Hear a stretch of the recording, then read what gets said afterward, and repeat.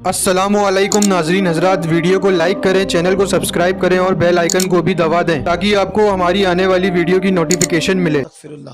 मेरे आका सल्लल्लाहु अलैहि वसल्लम फरमाते हैं, अल्लाह उस बीवी पर और अल्लाह के सारे फरिश्ते पूरी रात लानत करते हैं।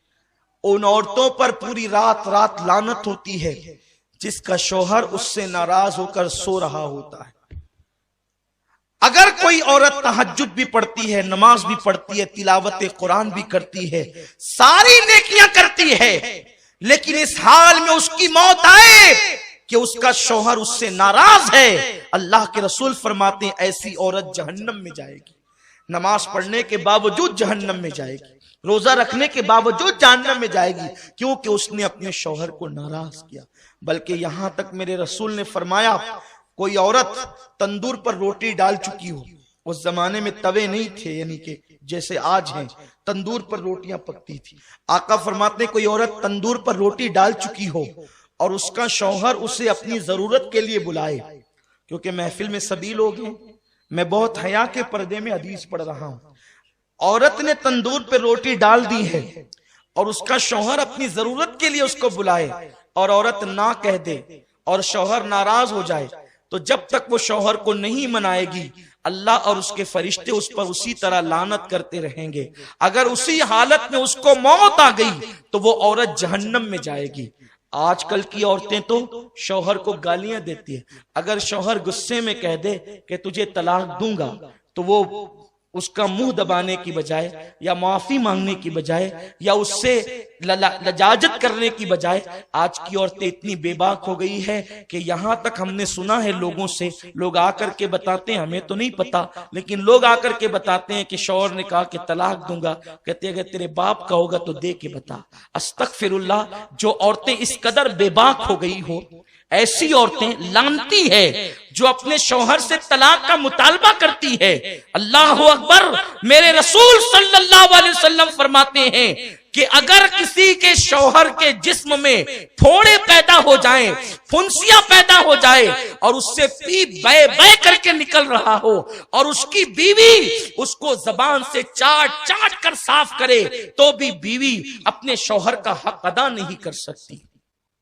शौहर का हक ये है बीवी पर कि अगर शौहर के बदन के जख्म को वो जबान से चाट कर साफ करे तो भी हक अदा नहीं कर सकती।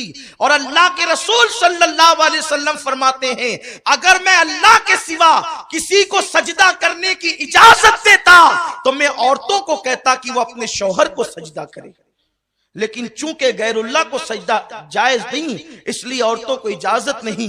लेकिन औरत अपनी हर खुशी को अपने शौहर की खुशी पे कुर्बान कर दे। अल्लाह अकबर। अगर शौहर कह दे तुमने स्टोर नहीं जाना, तो वो दिन भर औरतों का मूड ऑफ हो जाता है। शौहर कह दे तुमने माँ के यहाँ नहीं जाना, तो झगड़ा करने लगती है औरतें।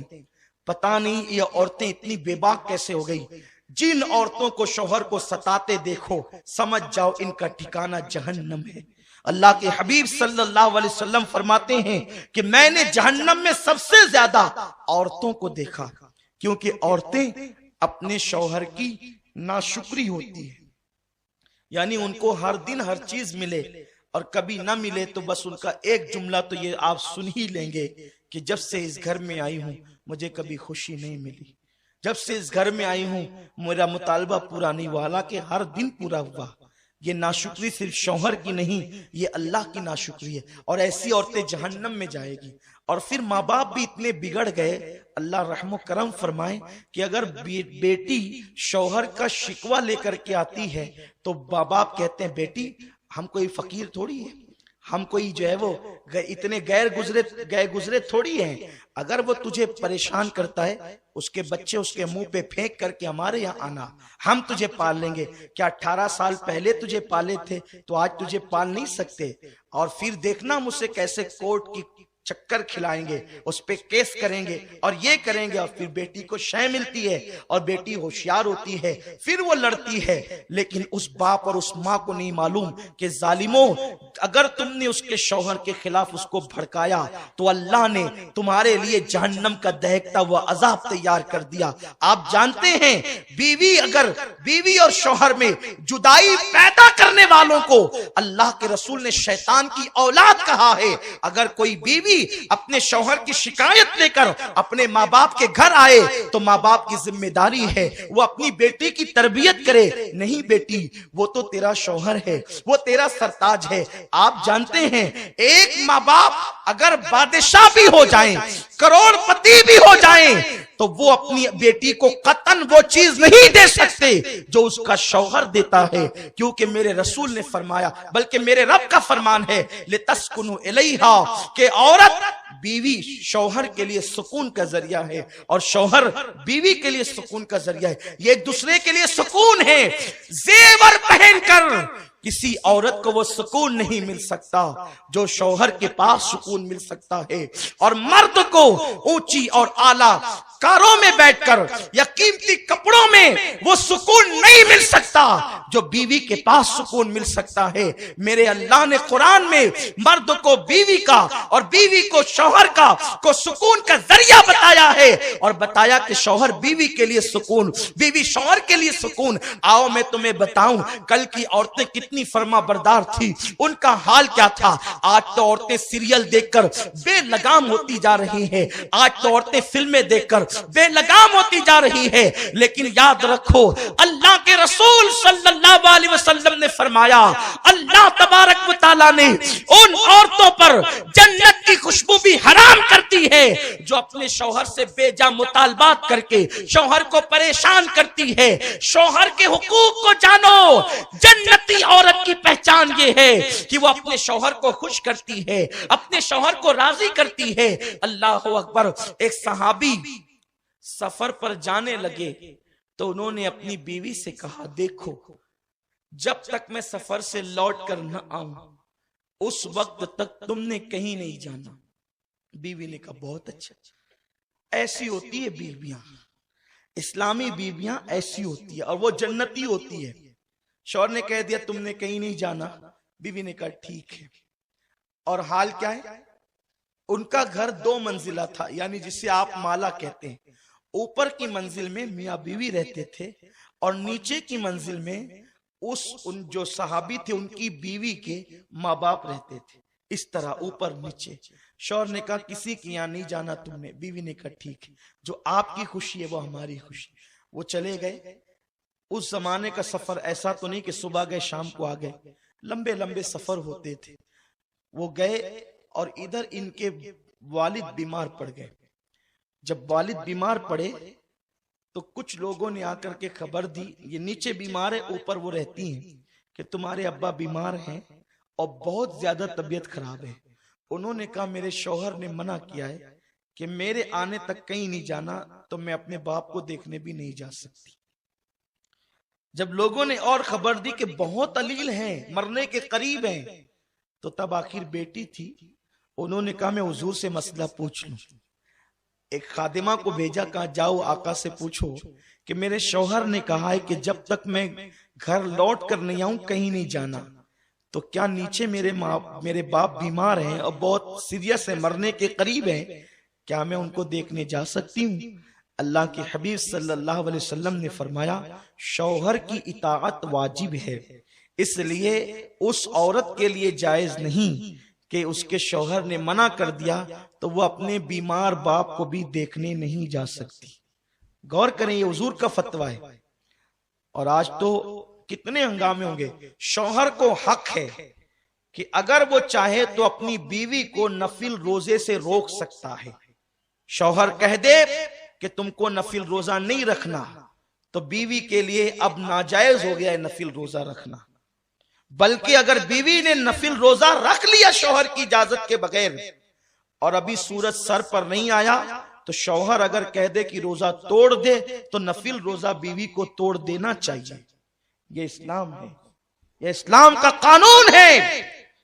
कौम की बेटियों ने क्या समझ रखा है शौहर को, वो और मर्दों की तरह समझती है। अल्लाह अकबर। यहां तक मेरे रसूल ने फरमाया, औरत मुसल्ले पे खड़े रहकर नफिल नमाज पढ़े, इससे ज्यादा सवाब औरत को इसमें मिलेगा कि वो अपने शौहर की खिदमत करे। ये इस्लाम का कानून है। जब इस तरह जिंदगी गुजारोगे तो हमारी बेटियां किसी गैर का हाथ पकड़कर नहीं भागेगी, घर के अंदर जहन्नम की आग नहीं जलेगी, घर जन्नत निशान बन जाएगा। मेरे प्यारे आका सल्लल्लाहु अलैहि वसल्लम के दीवानों, अल्लाह के हबीब सल्लल्लाहु अलैहि वसल्लम ने मना फरमा दिया कि उसके शौहर ने कहा है कि मेरे आने तक नहीं जाना, तो उसने नहीं जाना।